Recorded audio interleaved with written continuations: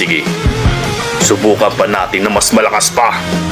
Dagdag pa nga ni Don Trix at biglang naghanda na nga agad ito para sa isa pang mas malakas na pag-atake.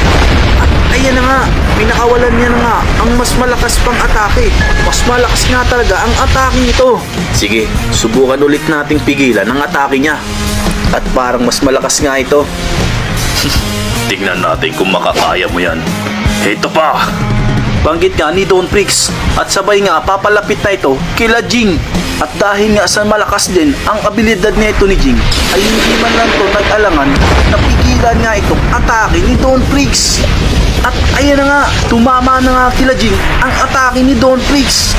At talagang mano-manong pinigilan ng abilidad ni Jing at ni Jing ang kapangyarihan nito na tumatama sa kanila. Di ko akalain ganito pala ito kalakas. Pero kahit nga papano ay nagulat nga talaga sila sa atake ni Don Trix na ito.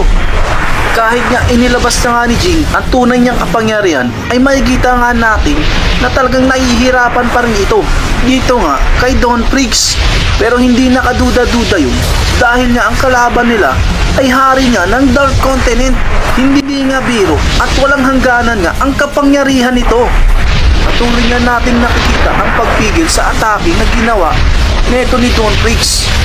Pero kahit nga ganun ay nakakaya ng pigilan nila Jing ang atake nito. At bigla na nga lang wasak na naman. Matindi ang pag-atake na nga ang ginagawa nila dito. Ano naman kaya ang nangyari dito nga kila Jing?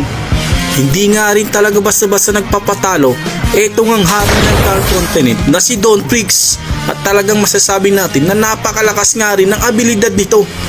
Ngayon, siguro naman ay malalaman mo na kung sino talagang mas malakas na abilidad at kayang gumamit na walang hanggang kapangyarihan ng Nin. Yan nga ang nasabi ni Don Trix pagkatapos niya nga umatake na napakalakas na kapangyarihan. Ngunit eto pa nga at naghanda na nga agad to sa susunod pang atake. Dahil batid niya nga na napigilan nga nila Jing ang atake niyang yun. Makikita naman natin dito na wala ngang tinamong pinsala etong sila Jing. Hoy Jing, sabihin mo nga, sino ba ang isang yan? Napakalakas niya naman yata. Banggit nga ng abilidad ni Jing na si Akuma. Mamaya ko na sasabihin, pag napigilan natin ang ataking yan, sinisigurado ko tayo naman. Banggit nga ni Jing patungkol nga dito sa panibagong atake na gagawin ni Don Trix. Ngayon, sinisigurado ko ang inyong katapusan. At eto na nga, isang panibagong napakalakas na pag-atake neto ni Don Trix. At mas mukhang malakas ito kaysa una at pangalawang atake na ginawa niya. At agad namang pumesto at naghanda etong sila Jing. Ngunit paano nga ba nila pipigilan ito? Hoy Jing, kagaya ng sinabi mo, sa oras na mapigilan natin ito, sinisigurado kung tayo naman.